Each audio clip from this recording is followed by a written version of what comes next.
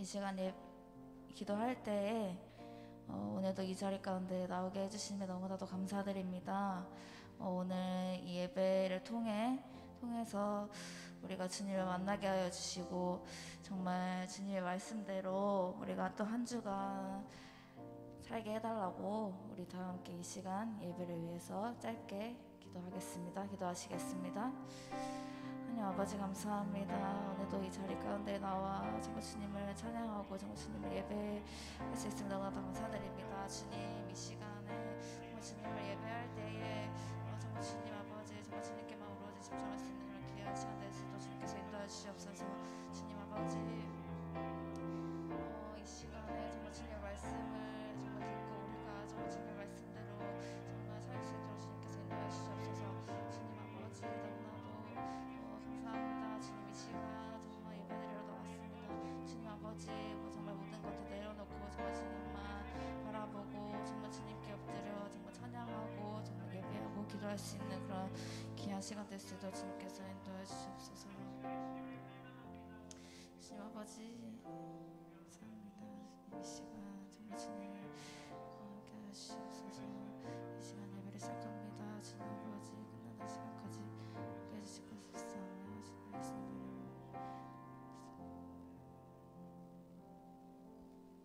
아멘.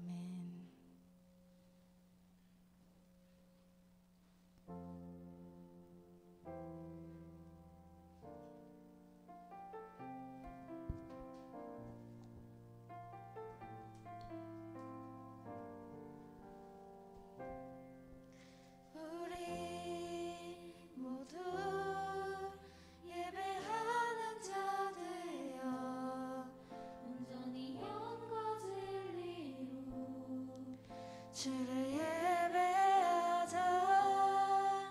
주가 우리와 함께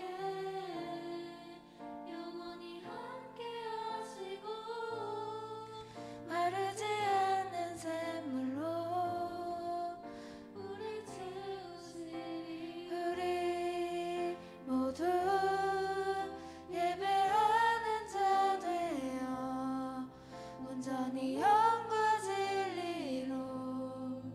주를 예배하자. 주가 우리와 함께 영원히 함께 하시고 마르지 않는 샘물로 우릴 채우시리라.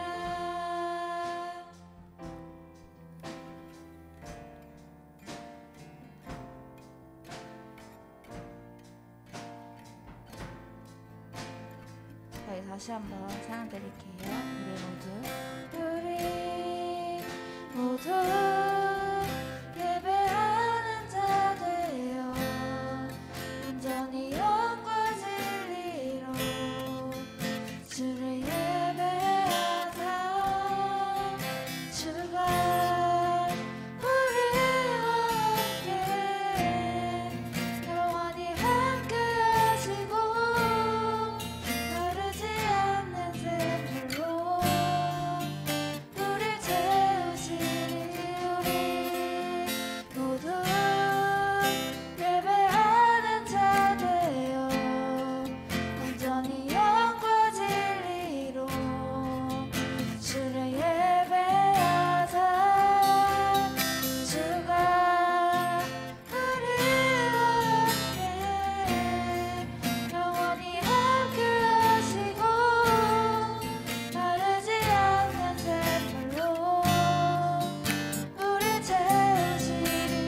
우리 모두 예배하는 자 되어 온전히 영과 진리로 주를 예배하자.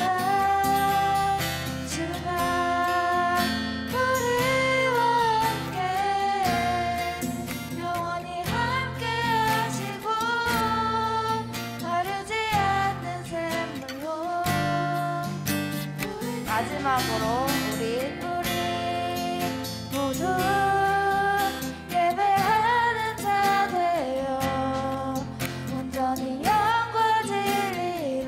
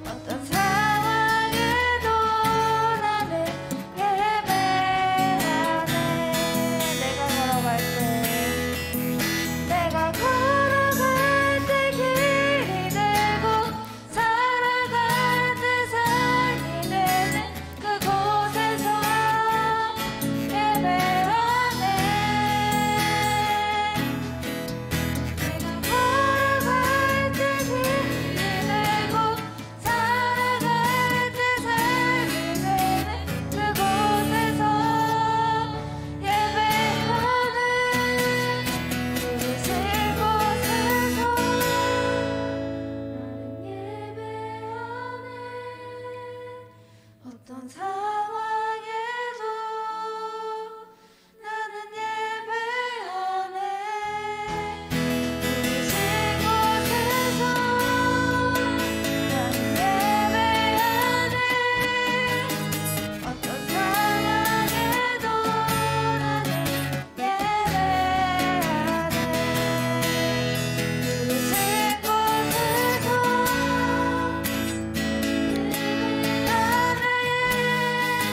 어떤 상황에도 나는 예배하네. 부르신 곳에서 나는 예배하네. 어떤 상황에도 나는 예배하네. 이 시간 다 함께 기도하겠습니다. 주님께서 우리를 부르셔서 우리가 이 자리에 나와 예배를 드릴 수 있는데요. 우리가 이 시간 예배를 위해서 좀 짧게 묵상하면서 기도하겠습니다. 기도하시겠습니다.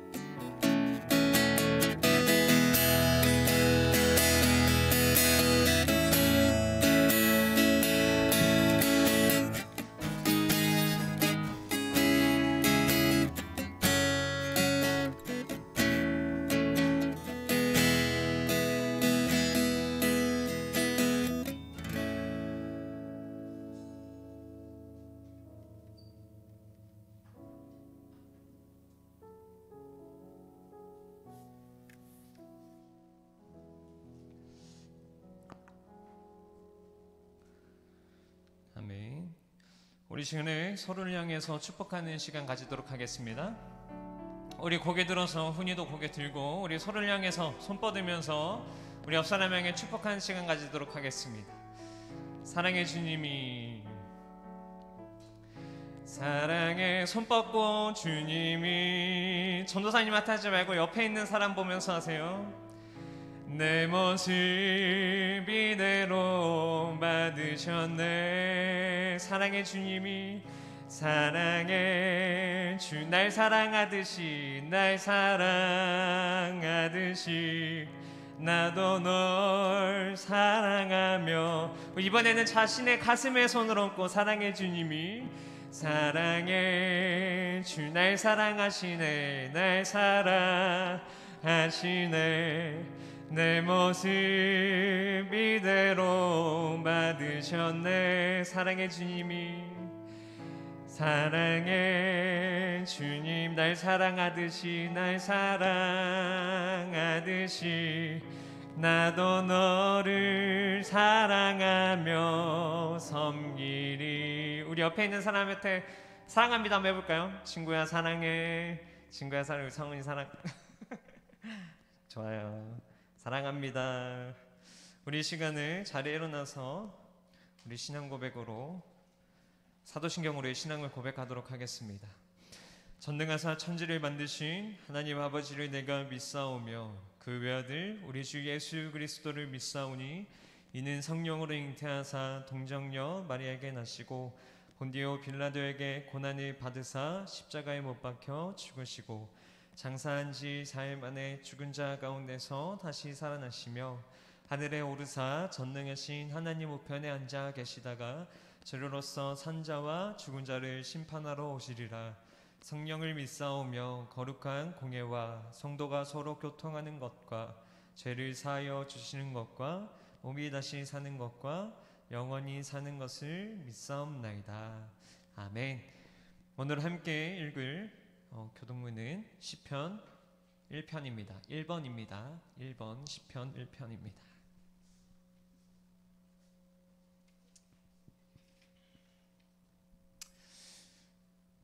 교독하겠습니다. 복 있는 사람은 악인들의 꾀를 따르지 아니하며 죄인의 길에 서지 아니하며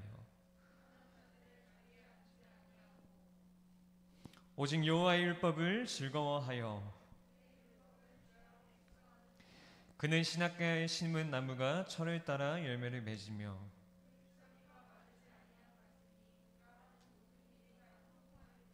악인들은 그렇지 아니하며 그러므로 악인들은 심판을 견디지 못하며 무릇 의인들의 길은 여호와께서 인정하시나 악인들의 길은 망하리로다. 아멘. 자리에 앉도록 하겠습니다.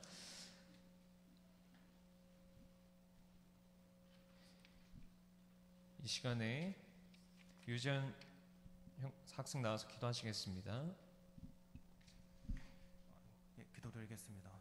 살아계신 하나님 아버지 감사합니다. 오늘도 저희가 이 자리에 함께 모여서 예배드릴 수 있음에 감사드립니다.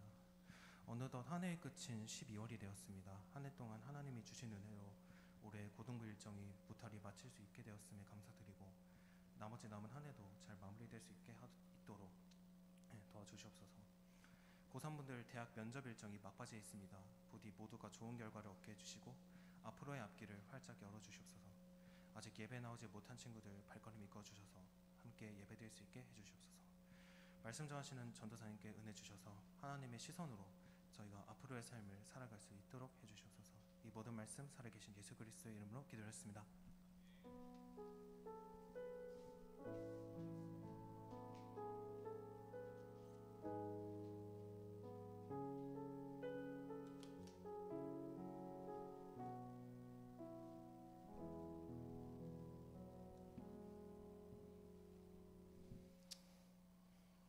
우리 자리에 일어나서 오늘 하나님이 주신 말씀 함께 읽도록 하겠습니다.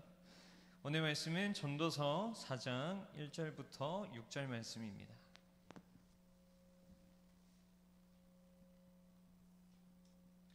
오늘 읽을 말씀은 전도서 4장 1절부터 6절입니다. 우리 함께 한 목소리로 합독하도록 하겠습니다. 내가 다시 해 아래에서 행하는 모든 학대를 살펴보았도다. 보라, 학대받는 자들의 눈물이로다. 그들에게 위로가 없도다. 그들을 학대하는 자들의 손에는 권세가 있으나 그들에게는 위로자가 없도다. 그러므로 나는 아직 살아있는 산 자들보다 죽은 지 오랜 죽은 자들을 더 복되다 하였으며 이 둘보다도 아직 출생하지 아니하여 해 아래에서 행하는 악한 일을 보지 못한 자가 더 복되다 하였노라. 내가 또 본즉 사람이 모든 수고와 모든 재주로 말미암아 이웃에게 시기를 받으니 이것도 헛되어 바람을 잡는 것이로다. 우매자는 팔짱을 끼고 있으면서 자기의 몸만 축내는 도다. 두 손에 가득하고 수고하며 바람을 잡는 것보다 한 손에만 가득하고 평온함이 더 나으니라. 아멘. 우리 자리에 앉도록 하겠습니다. 오늘은 경쟁하는 당신 행복하십니까? 라는 제목으로 오늘 말씀을 나누도록 할 겁니다. 여러분 이번 주에 축구 봤어요? 포르투갈 대 축구하는 거? 솔직하게 전도사님은 질 줄 알았는데 그 확률이 몇 프로인 줄 알아요? 우리가 16강으로 올라갈 수 있었던 확률? 맞아요. 9%예요. 9%. 그 9%의 확률을 뚫고 우리나라가 올라갔죠. 근데 뚫고 올라가니까 뭐가 있어요? 포르투갈을 넘었는데 브라질을 우리 눈앞에 놓여 있는데 브라질이 그때 우리나라 월드컵 하기 전에 평가전 했었죠. 브라질이랑. 몇 대 몇이었죠? 6대 0인가? 6대 1인가? 5대 1인가? 몰라요? 하여튼 그런 비슷한 점수 차이로 졌었던 것 같은데 이번에도 꼭 승리해서 8강을 갔으면 좋겠습니다. 축구를 보면 월드컵을 보면 지금 굉장히 많은 나라들이 경쟁을 치르고 있죠. 그렇죠? 경쟁을 치러서 누가 우승을 하나, 누구가 이겨서 진출을 하냐라고 지금 수많은 경쟁을 하고 있는데 이 경쟁이라는 것은 우리 삶을 살아가다 보면 우리 삶에서도 이 경쟁을 수없이 우리는 하곤 합니다. 그렇죠? 우리는 경쟁이라는 단어에 익숙해지기 시작했고 익숙한 상태로 우리는 삶을 살아가죠. 그래서 낙오되지 않으면 살아남아야 한다, 또는 치열하게 경쟁하며 성장해야 한다, 지면 안 되고 무조건 이겨야 한다라는 그러한 생각이 지금 우리가 살아가는 사회의 현실이 되어 있죠. 경쟁에서 반드시 이겨야만 하고, 경쟁에서 마냥 지면 우리는 루저라고 취급을 받는 사회에서 우리는 살아가고 있습니다. 여러분들만 봐도 치열한 경쟁 속에 살아가고 있죠. 무엇이 있나요? 여러분들이 학교에서 치르고 있는 시험만 봐도 굉장히 치열한 경쟁 속에 살아가고 있습니다. 남들보다 뒤처지지 않기 위해서, 남들보다 더 좋은 등수를 얻기 위해서, 남들보다 더 뛰어난 점수를 얻기 위해서 우리는 매일매일 악착같이 학원에 다니면서 학교에서 수행평가하며 중간고사며 기말고사를 통해서 우리는 경쟁하는 사회를 살아가고 있죠. 그리고 이 시험을 통해 나오는 점수가 곧 우리를 평가하는 지표가 됩니다. 그래서 내가 공부를 잘해서 높은 점수를 받으면 선생님은 너는 공부 잘하는 학생이야 라는 생각을 하고, 또 점수가 낮으면 이 친구는 조금 점수가 부족한 친구, 조금 딴들에 비해서 머리가 조금은 좋지 않은 친구라는 인식이 우리를 가치를 평가합니다. 더 나아가서 우리가 학생의 경쟁의 끝판왕은 뭐가 있냐면 10대 때 끝판왕은 수능이죠. 그리고 수능이 있고 수능 점수로 우리는 대학 입시를 치르게 됩니다. 이 대학 입시는 철저하게 성적으로만 자신이 평가받아서 대학으로부터 이 학생이 우리 학교에 오면 적응을 잘 하겠구나, 우리 학교의 평판을 깨지 않겠구나, 얘가 우리 학교에 와서 열심히 공부를 잘할 수 있겠구나 라는 판단으로 학교에서 우리를 뽑습니다. 다른 사람들과 비교당하면서 치열한 경쟁률을 뚫어야만 하죠. 마치 그리고 우리가 대학을 합격을 하면 우리를 향해서 쟤는 공부 열심히 해서 대학을 합격한 것이고 쟤는 승리자인 것처럼 이야기하지만, 대학에서 만약에 떨어지게 된다면 뭐라고 합니까? 쟤는 공부 좀 열심히 안 해서 남들보다 경쟁해서 뒤처져서 대학을 떨어진 것이야 라는 인식이 우리를 그렇게 바라보게끔 합니다.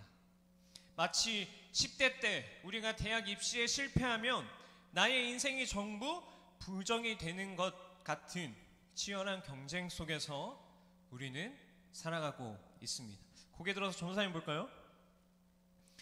그런데 이러한 경쟁의 사회 속에서 아이러니하게도 한국 사람들은 경쟁을 보면서 어떤 인식을 갖는지 한번 찾아봤는데, 어떤 인식을 갖냐면 경쟁은 불가피한 것이야, 경쟁은 때로 좋은 것이야 라고 생각한다고 합니다. 어떤 2022년도 올해 7월 달에 이 경쟁에 대해서 어떤 사람들이 레포트를 작성한 게 있어요. 그 사람들로부터 경쟁에 대해서 어떻게 생각하느냐라고 이야기를 했는데, 그 중에 76%나 되는 사람들이 경쟁은 당연히 해야 되는 것이야 라고, 경쟁은 나쁘지 않은 것이야, 물론 나쁘지 않은 것도 있지만 경쟁은 해야 되는 것이야 하는 인식이 무려 10명 중에 7명 이상이나 있다고 합니다. 이것이 우리 한국 사람들이 보편적으로 가지고 있는 생각입니다. 그리고 우리는 이러한 생각들을 보면서 무엇이라고 이야기할 수 있냐면 이것들을 이데올로기라고 이야기할 수 있어요. 여러분, 이데올로기라는 단어 많이 들어보셨을 겁니다. 마치 자연 상태가, 우리가 살아가고 있는 이 자연의 상태가 늘 한결같이 이 모습을 유지하고 있었던 것처럼 우리 안에 경쟁, 그것은 늘 그래왔던 것이야, 우리는 경쟁하는 사회에서 처절하게 살아가야 돼 라고 생각하는 그 관념이 우리 안에 자연의 섭리처럼 당연시 인식이 되고 있고, 우리가 그렇게 또 받아들이면서 살아가고 있습니다. 이 경제 이데올로기가 지금 우리가 살아가는 이 대한민국이라는 땅에서 우리를 완전히 지배하고 있습니다. 우리는 그 안에서 이런 것들을 무의식 속에서 경쟁이라는 것을 무분별하게 받아들이고, 우리는 경쟁이라는 것이 우리를 완전히 장악해서 마치 경쟁은 하지 않는 사회는 도태된 사회다, 경쟁을 하지 않으면 나는 도태되는 것이야 라고 우리를 그렇게 생각하게끔 만들고 있습니다. 그러면 경쟁하는 사회 속에서 지금 우리는 어떻게 살아가는지 한번 살펴볼까요? 우리는 이 경쟁하는 사회 속에서 남들보다 뒤처지지 않기 위해서, 남들보다 더 좋은 위치에 있기 위해서, 남들보다 우위를 삼점하기 위해서 온갖 노력을 다 쏟습니다. 그런데 이 근본적인 것을 보면 이 온갖 노력을 쏟고 우리가 남들보다 우위에 있으려고 하는 이 마음은 우리한테 어떻게 드러나기 시작하냐면, 어떻게 하면 등수를 올릴 수 있을까? 어떻게 해야 남들보다 더 좋은 대학을 갈 수 있을까? 어떻게 해야 남들보다 더 성공할 수 있을까? 어떻게 해야 내가 이 세상에서 더 높은 위치에 있을 수 있을까? 하는 마음이 우리 안에 있죠. 그러면서 남들보다 조금이라도 더 얻고자, 조금이라도 더 잘하고자 하는 것을 우리가 굉장히 많이 노력합니다. 그런데 오늘 말씀을 보면 여기서부터 우리 안에 죄된 마음이, 죄가 생기기 시작합니다. 우리 오늘 전도서 4장 4절 말씀 전도사님이 할게요. 여기 보면 저기 우리말 성경이라고 되어 있고, 이 4장 4절 말씀을 어떻게 이야기하는지 한번 읽어볼까요? 시작. 또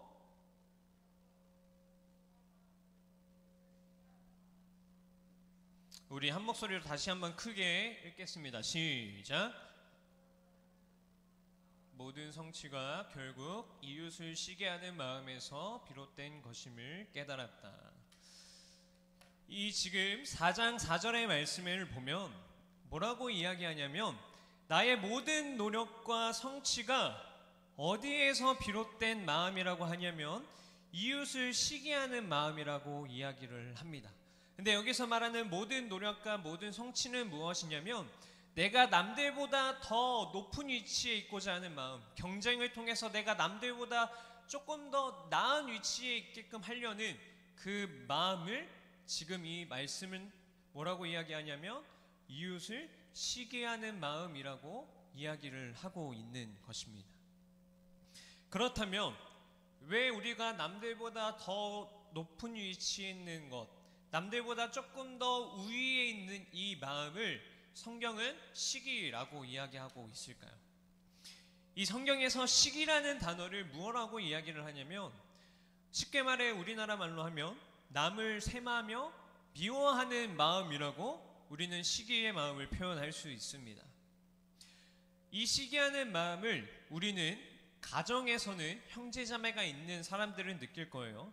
형제자매가 누가 더 나보다 우리 가족의 다른 자매나 다른 형제나 다른 사람이 더 사랑을 받았을 경우 부모님의 편애로 그 아이에 대한 시기를 느낄 수가 있고, 또는 우리의 사회적으로는 경쟁의식이나 차별, 개인적으로는 실력이나 배경, 외모 등 열등의식에서 비롯되는 경우가 있습니다. 그런데 이 시기하는 마음이 커지게 되면 어떻게 할까요? 우리가 지금 살아가는 이 사회를 보면 모든 사람들이 그렇지는 않지만 누군가를 미워하는 사람들이 꼭 있습니다. 그렇죠? 내가 누군가를 시기하는 마음을 누군가는 가지고 있는데, 종종 뉴스를 보면 어떤 뉴스가 나오냐면 그 시기하는 마음에서 비롯해서 누군가의 목숨을 내가 앗아가기까지 하는 일이 뉴스를 통해 보면 발견이 되곤 합니다. 이런 것처럼 남을 시기하는 마음은 우리의 마음과 우리의 영을 상하게 하기 시작합니다. 그래서 성경은 이 시기하는 마음이 갖고 있는 파괴력에 대해서 이야기를 하는데, 이 시기하는 마음이 어떠한 파괴력을 갖냐면, 첫 번째는 시기는 뼈를 썩게 한다고 합니다. 그리고 시기하는 마음은 분쟁을 일으키고, 그리고 궁극적으로 더 나아가서 이 시기하는 마음은 하나님 나라를 유업으로 받지 못하게 한다라고 성경 말씀은 경고하고 있습니다. 그리고 더 나아가서 바울은 이 시기하는 마음을 뭐라고 이야기하냐면 사형에 해당되는 죄라고 규정을 합니다. 오늘 지금 한번 로마서 1장 29절 말씀을 한번 읽어볼까요? 시작. 곧 모든 불의, 추악, 탐욕, 악의가 가득한 자요, 시기, 살인, 분쟁, 사기, 악독이 가득한 자요, 수근수근하는 자요. 32절 듣겠습니다. 시작. 그들이 이 같은 일을 행하는 자는 사형에 해당한다고 하나님께서 정하심을 알고도 자기들만 행할 뿐 아니라 또한 그런 일을 행하는 자들을 옳다 하느니라. 여기 보면 시기하는 마음을 하나님께서는 사형에 해당된다고 정하셨다고 사도 바울은 로마서 말씀을 통해서 이야기를 하고 있습니다.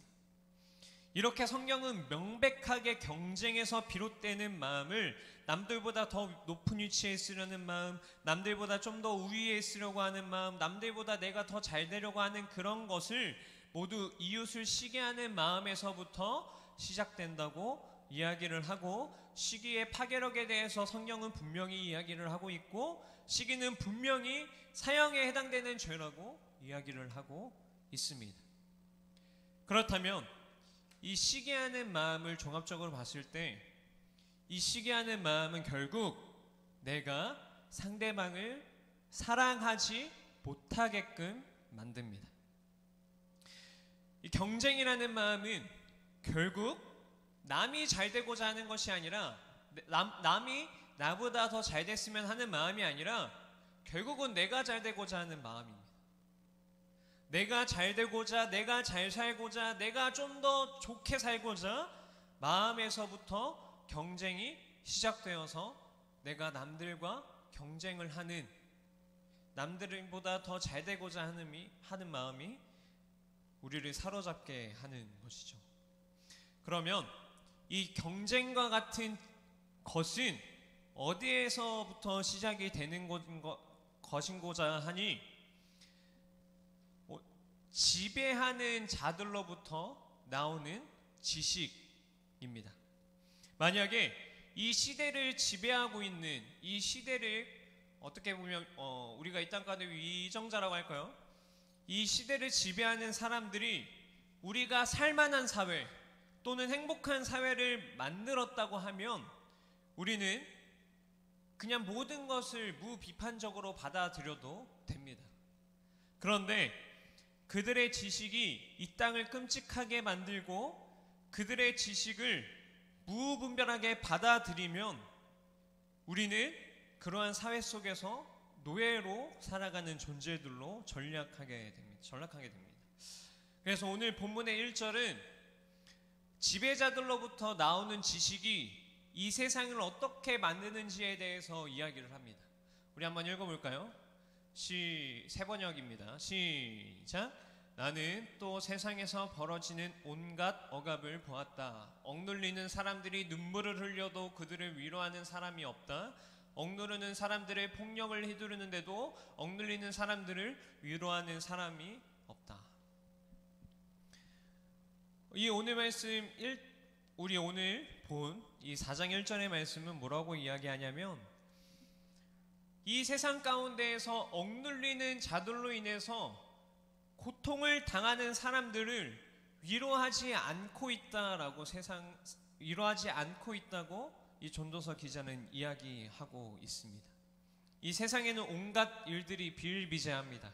그 중에는 고통으로 인해서 슬퍼하는 자들이 있고, 그 다음에 세상의 억압으로부터, 그리고 세상의 권력 잡은 자들로부터 억압을 받으며 그로 인해 고통의 눈물을 흘리고 고난을 받는 사람들이 수없이 많습니다.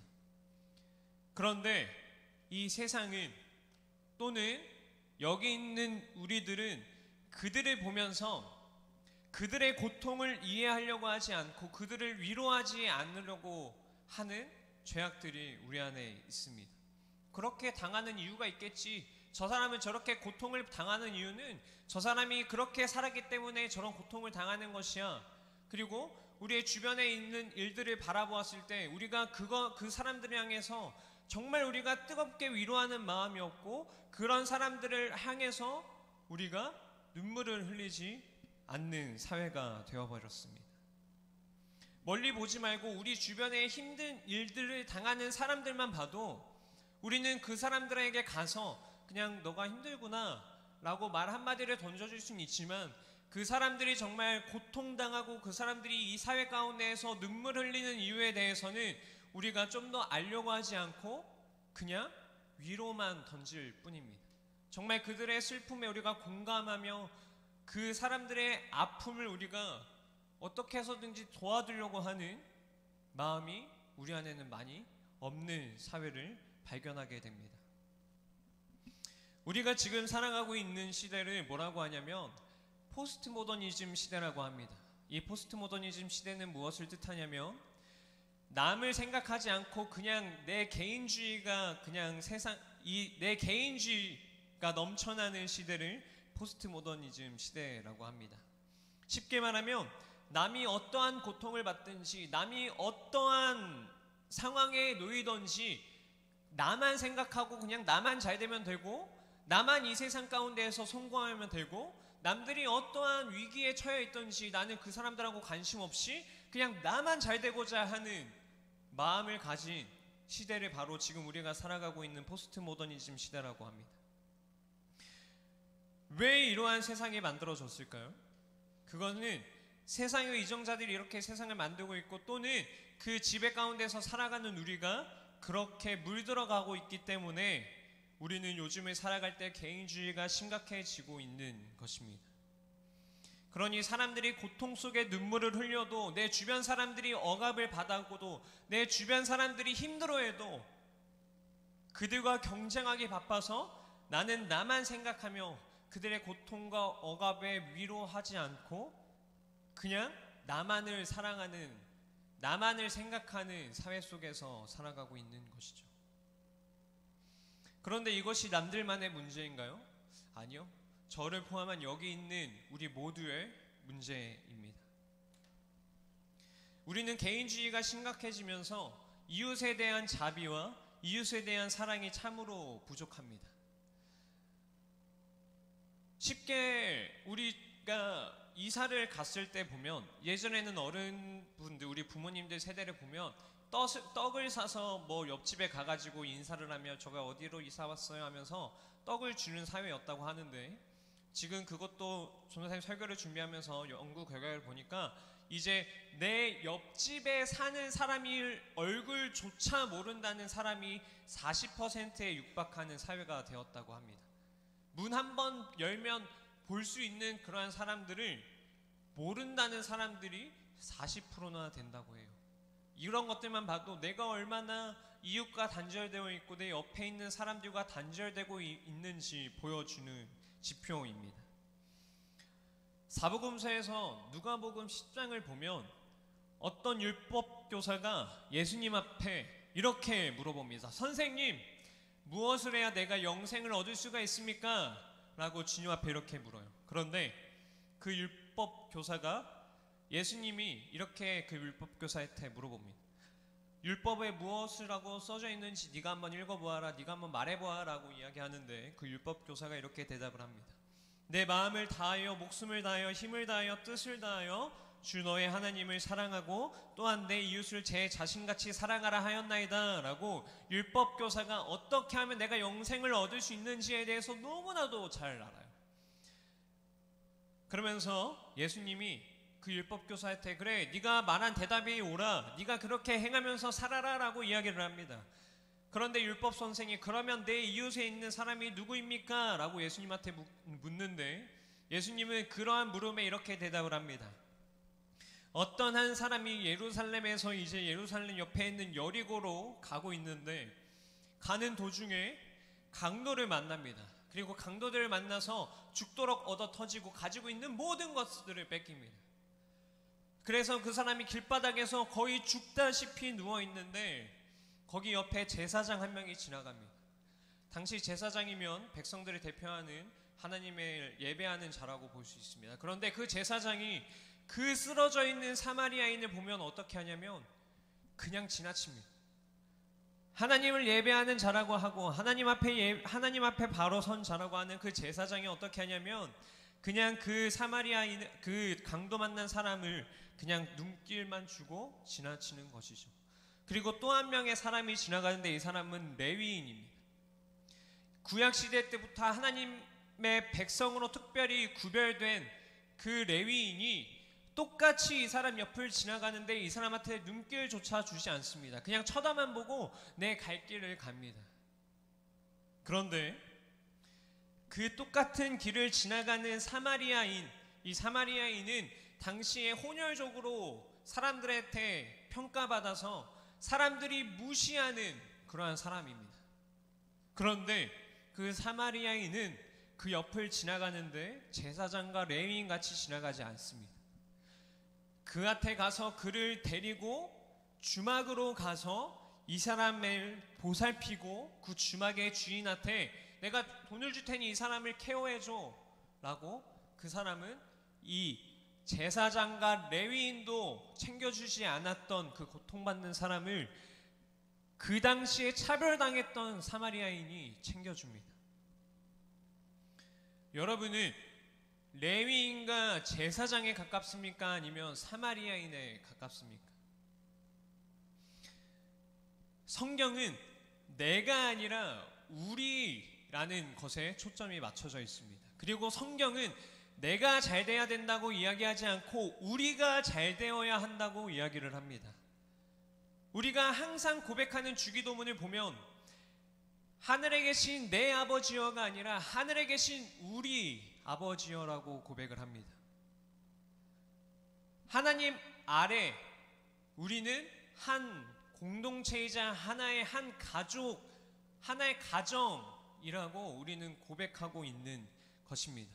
그래서 우리가 옆에 있는 사람들을 보면 형제님, 자매님이라고 하는 것이 우리는 하나님 앞에 하나의 가정으로 묶여져 있다는 것입니다. 가족은 서로 다투기도 합니다. 그러나 가족은 제사장과 레위인처럼 우리 가족의 일원이 누군가가 아프고 누군가가 고통을 받는다면 결코 그냥 보고 지나치지 않습니다. 가족 안에는 경쟁이 있을 수도 있지만 사회 같은 치열한 경쟁이 아니라 선의의 경쟁이 이루어지고 가족 안에는 개인주의가 있을 수는 있지만 그 개인주의는 그냥 단지 나 혼자 지내는 시간일 뿐 가족들에게 나만 잘 되면 되지라는 생각을 하지 않습니다.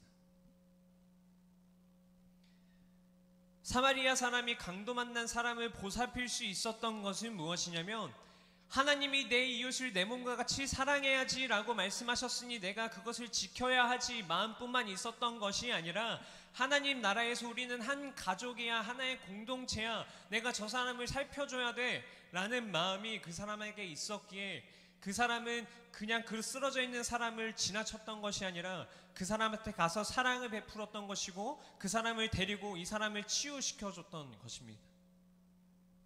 제가 좋아하는 한 명의 목사님이 있는데 그분이 책에서 우리가 세상에서 그리스도인이 어떻게 살아가야 하는지를 너무나도 잘 설명해 주신 것 같아서 그것을 읽고 오늘 설교를 마치도록 하겠습니다. 한번 잘 들어보세요. 그리스도인인 우리가 이 땅에서 살아가는 이유는 사랑하기 위함입니다.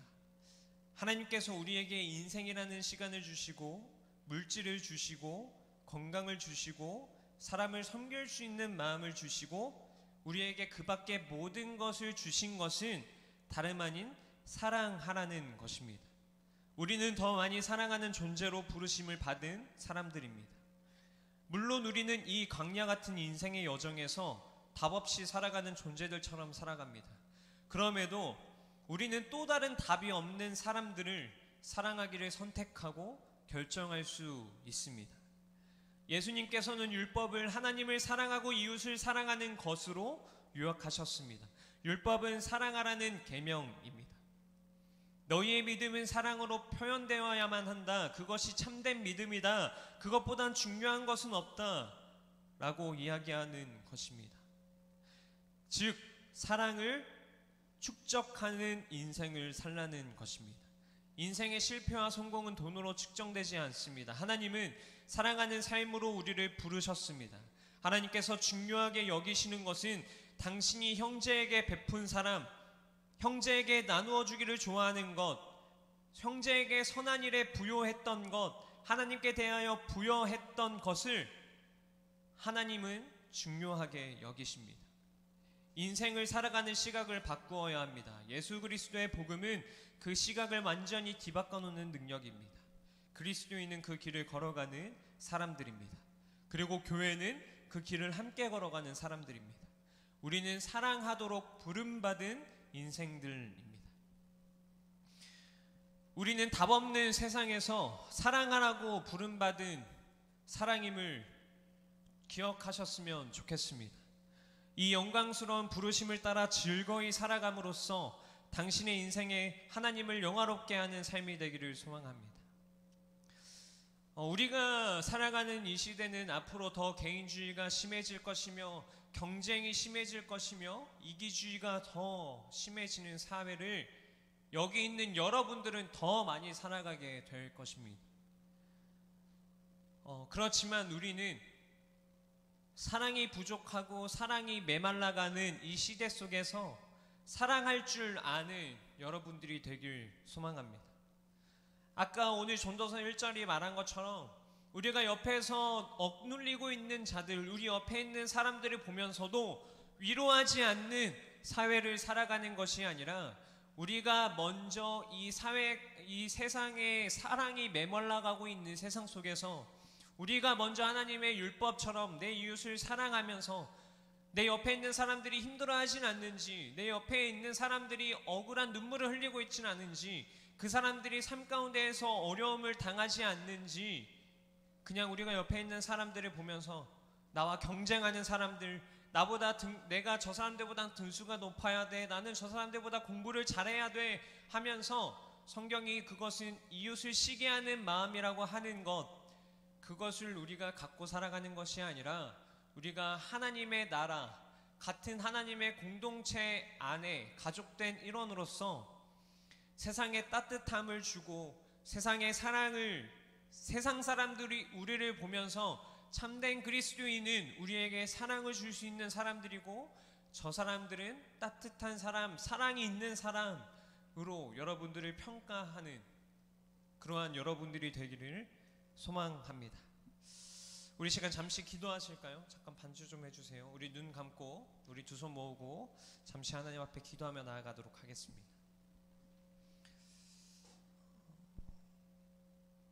오늘 말씀을 잘 생각해 보면서 기도하며 주님 앞에 나아갔으면 좋겠는데, 여러분들의 주어진 그 삶 가운데에서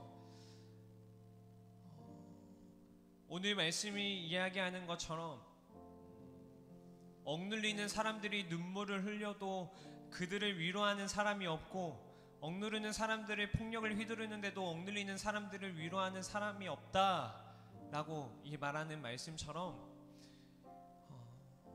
우리는 그리스도인의 사랑을 참으로 전파할 수 있는 우리가 되었으면 좋겠습니다. 이 사랑이 메말라가고 사랑이 부족해가고 서로를 경쟁하는 사람으로 인식하고 있는, 점점 그렇게 물들어가는 이 사회 속에서 오늘을 살아가는 우리는, 여기 있는 우리는 하나님의 참 사랑을 전파할 수 있는 사람이 되길 원합니다. 이 시간에 주님 앞에 기도하실 때, 주님, 내가 주님께서 우리에게 보여주셨던 그 참 사랑을 본받아 우리가 사랑을 전파하며 나아갈 수 있는 자들이 되게 하여 주시옵소서.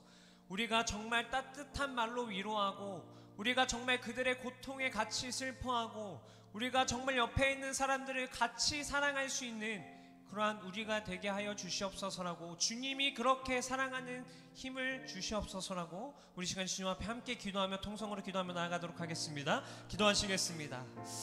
하나님 감사합니다. 오늘 말씀을 통해서 하나님, 우리가 살아가는 이 사회에 대해서 다시 한번 돌아봅니다. 하나님, 우리가 살아가고 있는 사회는 하나님, 이 사회 속에서 70%가 넘는 사람들이 우리는 경쟁해야 하며 경쟁하는 사회 속에서 살아가야 한다라고 이야기를 하고 있습니다. 하지만 우리가 남들보다 더 우위에 있으려고 하는 마음, 남들보다 더 잘 되려고 하는 마음, 남들보다 조금 더 높은 위치에 있고자 하는 그 마음을 우리는 죄된 마음에서 비롯된 것이라고 이야기하고 있습니다. 하나님, 우리가 이 땅 가운데에서 살아갈 때에 하나님, 남들과 똑같이 살아가는 것이 아니라, 남들과 똑같이 우리가 생활하는 것이 아니라, 하나님, 우리는 하나님 안에 하나의 공동체가, 우리는 하나의 가족임을 고백합니다. 하나님, 나만 잘 되고자 하는 것이 아니라 내가 내 옆에 있는 사람들을 사랑하며 내 옆에 있는 사람들과 하나의 공동체로서, 우리가 하나의 가정으로서 묶어져서 하나님 우리를 사랑하시고 우리를 위해서 보여주셨던 그 사랑을 우리가 옆에 있는 사람들, 우리가 내 이웃을 향해서, 내 가족들을 향해서 우리가 그 사랑을 널리 전파할 수 있는 자들이 되게 하여 주시옵소서. 우리를 통해서 하나님 이 세상 가운데 하나님의 따뜻한 사랑이 전파되게 하여 주시옵시고, 하나님 우리의 사랑을 통해서 이 세상이 따뜻한 공동체가 되게 하여 주시옵시고, 하나님 우리의 사랑을 통해서 하나님 영광 받으시는 그러한 사회가 될 수 있도록 주님 인도하여 주시옵소서. 하나님 우리 안에 사랑하는 마음을 갖게 하여 주시옵시고, 하나님 우리 안에 사랑을 전파할 수 있는 사람을 되게 하여 주시옵시고, 우리가 참된 그리스도인으로서 하나님이 주신 모든 것이 우리가 이 땅 가운데에서 사랑을 베풀며 나아가라는 것으로 우리를 주셨으니, 하나님 우리가 주님께서 주신 모든 것을 가지고 하나님 우리가 사랑하며 실천할 수 있는 그런 자들이 되게 하여 주시옵소서.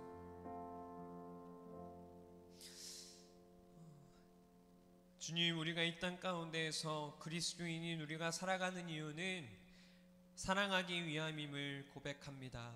하나님, 이 사회가 점점 개인주의가 심해지고 하나님 이웃을 사랑하는 사랑이 부족해지고, 하나님이 말씀하셨던 내 이웃을 내 몸과 같이 사랑하라고 하셨던 그 율법을, 그 계명을, 그 말씀을 우리가 실천하며 살아가기에 너무나도 피폐해진 사회 가운데 살아가고 있음을 고백합니다.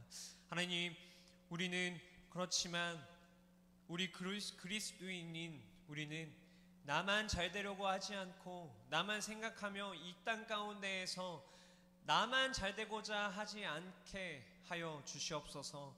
하나님이 만드신 이 모든 창조물 속에서 우리는 하나의 가족으로서, 하나의 공동체로서 하나님 내 이웃을 내 몸과 같이 사랑하라고 말씀하셨던 하나님의 말씀을 우리가 실천하며 살아가는 자들이 되게 하여 주시옵소서.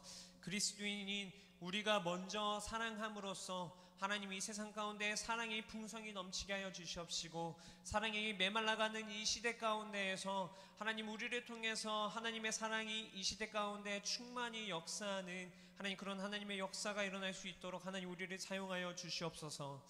하나님, 우리가 이웃을 사랑하기가 참으로 어렵고 우리가 우리의 욕심으로 누군가를 사랑하기에는 참으로 어렵습니다. 하나님, 주님이 우리를 사랑하셨던 것처럼 하나님 우리가 사랑하게 하여 주시옵시고, 하나님이 우리를 보살피며 우리를 사랑하셨던 것처럼 그 사랑을 우리가 실천하며 살아가게 하여 주시옵소서. 하나님, 제사장과 레위인과 같이 신음하고 있는 자, 고통하고 있는 자를 그냥 지나치는 사람이 되는 것이 아니라 사마리아인과 같이 그를 보살피며 그를 위로하며 그의 아픔을 함께 나눌 수 있는 그러한 사람이 우리가 되게 하여 주시옵소서. 우리가 살아가는 이 사회에 주님께서 충만히 역사하셔서 사랑이 넘치는 사회가 되게 하여 주시옵소서. 이 모든 말씀 살아계신 예수님의 이름으로 기도드립니다. 아멘.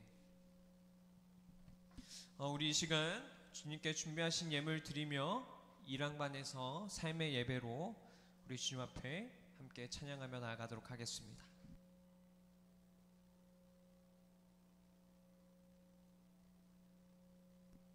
하나, 둘, 셋.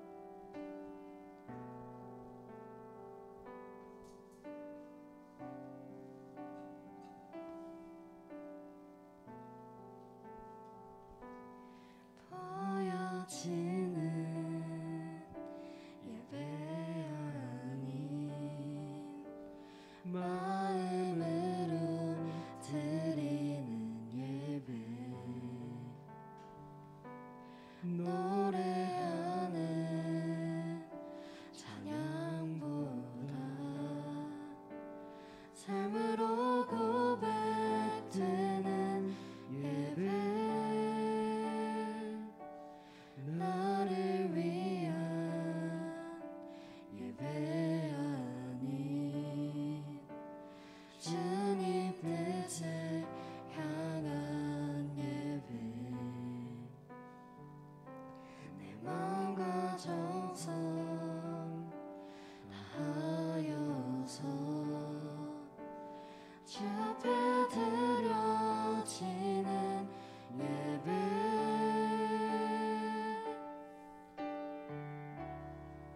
주 앞에 엎드려 경배합니다.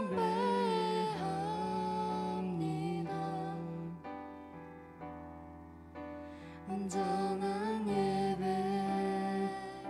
내 맘의 예배,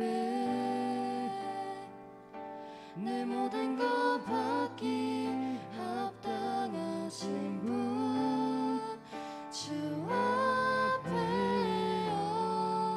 엎드려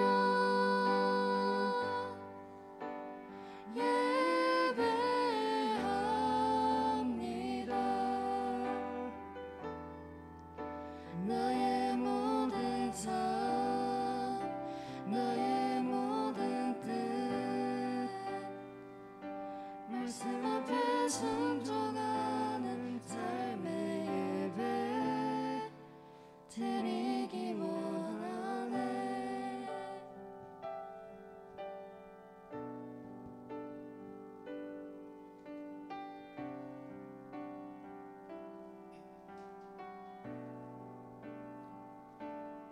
나를 위한 예배 아닌 주님 뜻을 향한 예배, 내 마음과 정성 다하여서 주 앞에 드려지는 예배,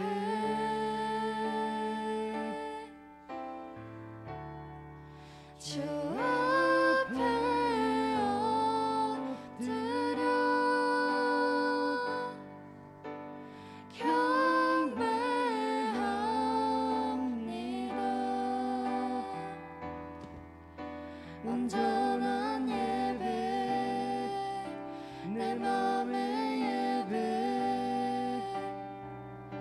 내 모든 것 받기 합당하신 분, 주 앞에 엎드려 예배합니다.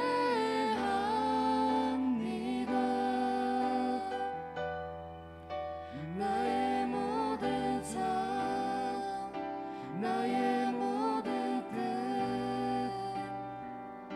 말씀 앞에 순종하는 삶의 예배 드리기 원하네.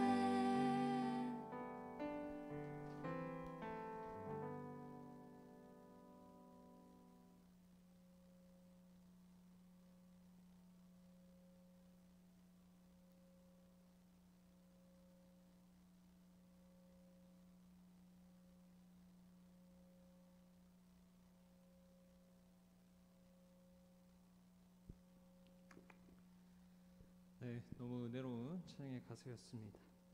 우리 함께 예물을 위해서 기도하도록 하겠습니다. 하나님, 주님께서 우리에게 주신 모든 것이라는 믿음의 고백으로 우리가 이 시간에 주님 앞에 예물 드리며 나아갑니다. 주님 앞에 예물 드렸습니다.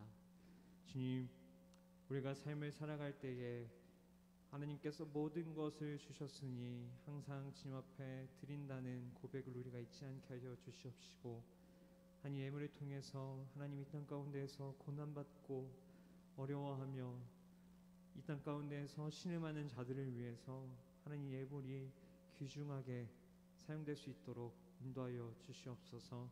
하나님의 복음이 전해지는데 사용되는 귀중한 예물 되게 하여 주시옵소서. 예물을 준비한 손길 또는 준비하지 못한 손길 주님께서 다 복 내려 주셔서 하나님 30배, 60배, 100배 복을 주님께서 더하여 주셔서 그들이 살아가는 모든 삶에 주님께서 함께 거하여 주시옵소서. 모든 말씀 살아계신 예수님의 이름으로 기도드립니다. 아멘. 오늘 광고 짧게 하도록 하겠습니다. 오늘 먼저 생일자가 있어요. 우리 조상 여기다 못 넣었는데 우리 훈민이, 민창이 그리고 예은이 생일인데 우리 시간에 예은이가 있기 때문에 우리 예은이 앞으로 잠시 나와주시면 좋겠습니다. 축복합니다. 한번 쳐주세요. 얼른 나오세요. 얼른 나오세요. 좋습니다. 운동아? 자, 열로 오세요. 열로. 테이크 갑니다. 축복합니다. 축복합니다. 어색해 죽으려고 그러네. 이름으로 축복합니다. 축복합니다. 우리 손 뻗으면서 주님의 사랑으로 이곳에 모인 주의 거룩한 자녀에게 주님의 기쁨과 주님의 사랑이 충만하게 넘치기를 축복합니다. God bless you. God bless you. 축복합니다. 주님의 사랑으로. 네, 축복합니다. 들어가시면 돼요. 네, 축하해. 저희 그리고 저희 12월 18일 날에 졸업 예배가 있습니다. 우리 고3 친구들 졸업하는 예배 많은 참여 고3 친구들은 하시고, 그다음에 고3은 다음 주 주일 점심 때 전사님하고 식사 있습니다. 잊지 마세요. 그리고 우리 12월 크리스마스 행사 준비를 하고 있습니다. 지금이라도 늦지 않았으니까 참여하고 싶으신 분들은 양한나 선생님한테 가서 말씀해 주시고, 그 다음에 우리 아직 정식으로 인사하지는 않을 거지만 우리 저기 뒤에 보시면 색다른 청년부가 한 분 오셨습니다. 저기 한나쌤 옆에 우리 유진 선생님이라고 지금 고개를 숙이고 계신 분이 오셨는데 다음에 오실 거니까 이제 앞으로 찬양팀을 맡아주실 건데 보이시면 인사 열심히 하시길 바랍니다. 그리고 임원 선출이 있습니다. 23년도 임원 선출 다음 주 아니면 다다음 주 아니면 12월 말에 선출할 건데 대상은 1, 2학년이나 아니면 뭐 넓게 3학년으로 갈던지 할 건데 자세한 사항은 나중에 알려드릴 테니까요. 기도로 준비하시기 바랍니다. 우리 이상으로 김발 목사님께서 축복 기도로 우리 예배를 마무리해 주시겠습니다. 예수 그리스도의 은혜와 하나님의 사랑과 성령의 교통하심이 해 아래에서 치열하게 경쟁하여 승리한 자신감에 자신의 행복을 두지 아니하고 실패한 것으로 인한 열등감으로 자신의 비극을 두지 아니하고 오직 우리를 끝까지 사랑하신 예수 그리스도의 사랑의 마음을 담고 그 안에서 기쁨과 평안을 누리며 살아가길 다짐하는 사랑하는 모든 우리 고등부 친구들 머리 위에 오늘 생일을 맞은 친구 위에 이제부터 영원토록 함께 있을지어다. 아멘.